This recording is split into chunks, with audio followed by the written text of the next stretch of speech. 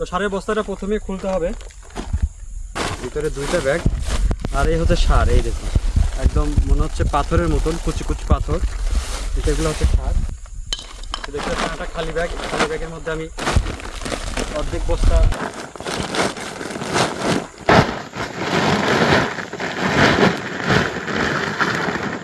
কিভাবে দিয়ে চলুন, এই যেভাবে ঠিক রাখতে হয় কাকালে। তারপরে এই যে বাটি, এরকম ভাবে এই যে 1 বাটি 2 বাটি 3 বাটি, তাহলে 1.5 কেজি হচ্ছে গাছের গোড়ায় গেল।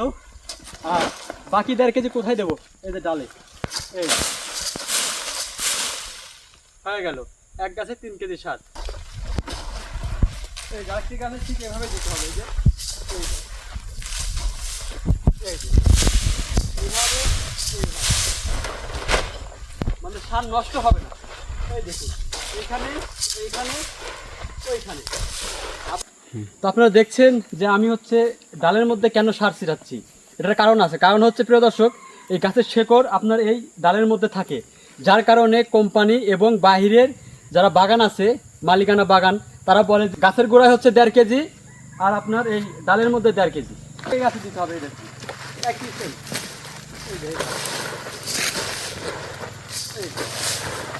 এই যে এই সার মারাটা আপনার শিখতে হবে। এই দেখুন বাটিতে এভাবে নিয়ে এইভাবে মারতে হবে, তাহলে দেখতে পাচ্ছেন সারগুলো একদম ছড়িয়ে যাচ্ছে কিন্তু অনেক জায়গায়। তো দেখতে পাচ্ছেন এখানে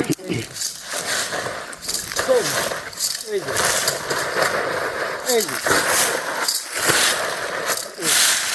পাম বাগানের সার আমরা এরকমভাবেই দিয়ে থাকি প্রিয় দর্শক। আপনারা দেখলেন বা বুঝলেন যে পাম বাগানের গাছের গোড়ায় কীভাবে সার দেয়, আর ডালের মধ্যে কেন সার দেয় সেটাও আজকে আপনারা জানতে পারলেন।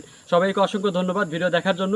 আর বিকেলের এই কাজ করে আমরা প্রায় এক একজন 70 রিঙ্গিত করে ইনকাম করতে পারবো ইনশাআল্লাহ, আলহামদুলিল্লাহ।